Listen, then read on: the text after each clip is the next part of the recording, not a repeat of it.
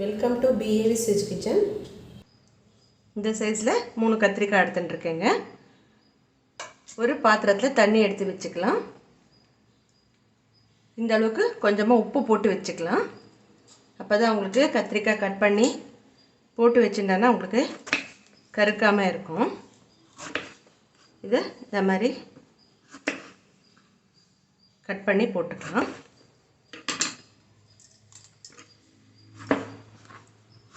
டிஃப்ரெண்ட்டாக இருக்குங்க, ரொம்ப சுவையாக இருக்கும். பழைய காலத்து சட்னி இது.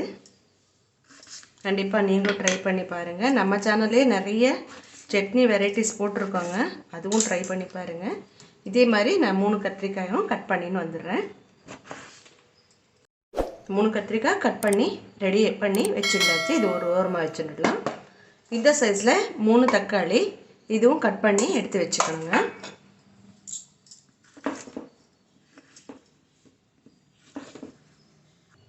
இது 2 ரெடியாக எடுத்து அடுத்த ப்ராசஸ் பார்க்கலாம் வாங்க. ஸ்டவ் ஆன் பண்ணிவிட்டு கடாயை வச்சுக்கலாங்க.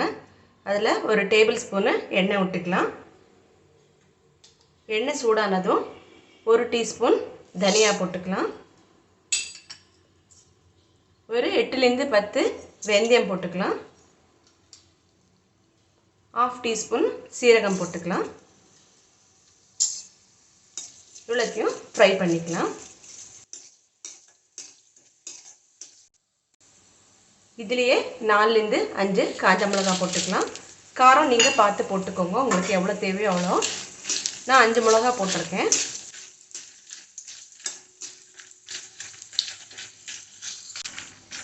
எடுத்துங்க, ஸ்டவ் ஆஃப் பண்ணிடலாம்.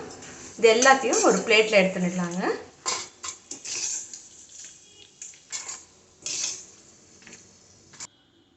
ஸ்டவ் ஆன் பண்ணிவிட்டு அதே எண்ணெயிலேயே இன்னொரு ஸ்பூன் எண்ணெய் விட்டுக்கலாங்க.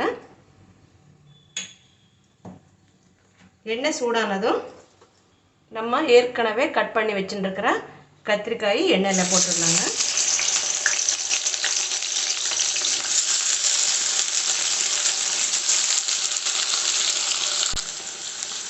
கத்திரிக்காய் எல்லாத்தையும் போட்டாச்சு.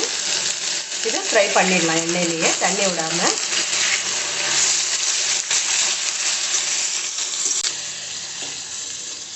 கத்திரிக்காய் வதக்கிட்டு இருக்கும்போது 1/2 டீஸ்பூன் மஞ்சள் பொடி போட்டுக்கலாங்க. அதுவும் சேர்த்து மிக்ஸ் பண்ணிடலாம். 1 நிமிஷம் மூடி வச்சிடலாங்க.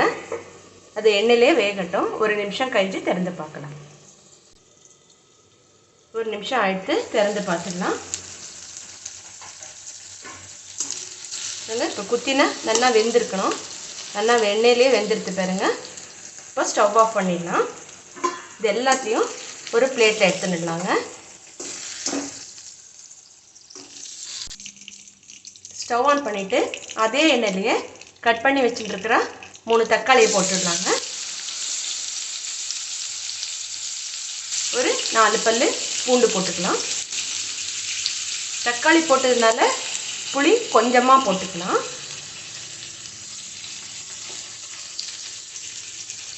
ருசிக்கு தேவையான அளவு கல்லுப்பு போட்டுக்கலாம்.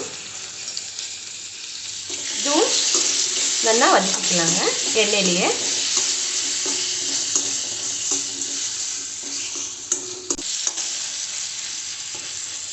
எண்ணெயிலேயே வதங்கணுங்க இது எல்லாமே.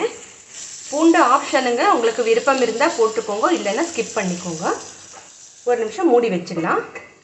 1 நிமிஷம் கழிஞ்சு திறந்து பார்க்கலாம். திறந்து பார்த்துக்கலாம். பாருங்க, குத்தி பார்த்தினா நல்லா நமக்கு வெந்திருக்கணும். ஸ்டவ் ஆஃப் பண்ணிடலாம். இது எல்லாத்தையும் ஒரு கிண்ணத்தில் எடுத்து வச்சுடலாங்க. கத்திரிக்காயும் தக்காளியும் நல்லா ஒரு 2 நிமிஷம் ஆறணுங்க. ஆறினது நம்ம அடுத்த ப்ராசஸ் பார்க்கலாம். இந்த பொருள் எல்லாம் ஆறிடுத்துங்க. ஒரு ட்ரையாக இருக்கிற மிக்ஸி ஜார் எடுத்துக்கலாம். எல்லாத்தையும் அதில் போட்டுடலாம். ட்ரையாக பவுட்ரு பண்ணுங்க. இது கொஞ்சம் கொரன்னு அரைச்சிடலாம். மிளகா தனியா அதெல்லாமே பவுட்ரு பண்ணிட்டாச்சுங்க. அதுலேயே நம்ம இந்த தக்காளி பூண்டு புளி வதக்கி வச்சுட்டுருக்கிறது போட்டுடலாம். அதுவும் 1 நிமிஷம் தண்ணி விடாமல் அரைச்சிக்கலாம். தக்காளி அரைச்சாச்சு. லாஸ்ட்டில் தான் நம்ம அந்த கத்திரிக்காய் எல்லாத்தையும் போட்டுக்கணுங்க.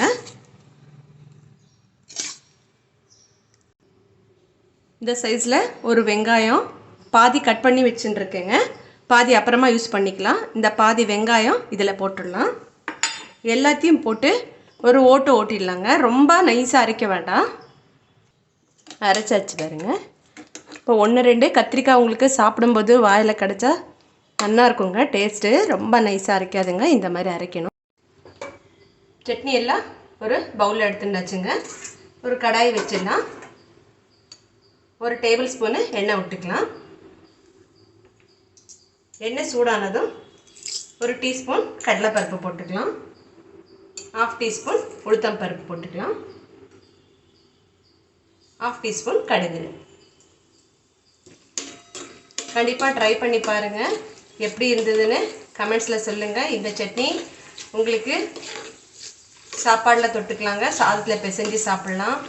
தோசைக்கு, இட்லிக்கு, சப்பாத்திக்கு எல்லாத்துக்குமே நல்லா இருக்குங்க. நம்ம தண்ணியே விடாதனால ஃப்ரிட்ஜில் வச்சுருந்தா 2-3 நாள் ஆனாலும் நல்லா இருக்குங்க, ஒன்றும் ஆகாது. இப்போ ஒரு காஞ்ச மிளகா கிள்ளி போட்டுடலாம். கொஞ்சமாக கருவேப்பிலை போட்டுடலாம்.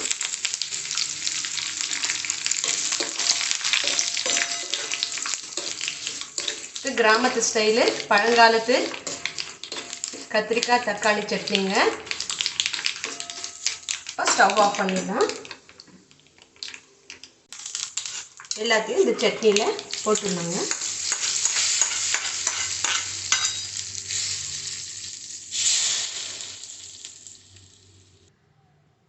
இப்போ தாளிச்சு கொட்டி வச்சுங்க. இன்னும் பாதி வெங்காயம் நறுக்கி வச்சுருந்தாலுங்க, அதுவும் இது மேலே தூவிடலாம். கொஞ்சமாக கொத்தமல்லி தூவி போட்டுடலாங்க, பொடி பொடியாக நறுக்கினது. இதுங்க சூப்பராக ஒரு கிராமத்து முறையில் ஒரு கத்திரிக்காய் தக்காளி சட்னி ரெடி ஆகிடுதுங்க. நீங்களும் ட்ரை பண்ணி பாருங்கள். எப்படி இருந்ததுன்னு உங்கள் கமெண்ட்ஸில் சொல்லுங்கள். இது வரைக்கும் நம்ம சேனலை சப்ஸ்கிரைப் பண்ணலைன்னா ப்ளீஸ் நம்ம சேனலை சப்ஸ்கிரைப் பண்ணி வச்சுக்கோங்க. லைக் பண்ணுங்கள், ஷேர் பண்ணுங்கள். நன்றி, வணக்கம்.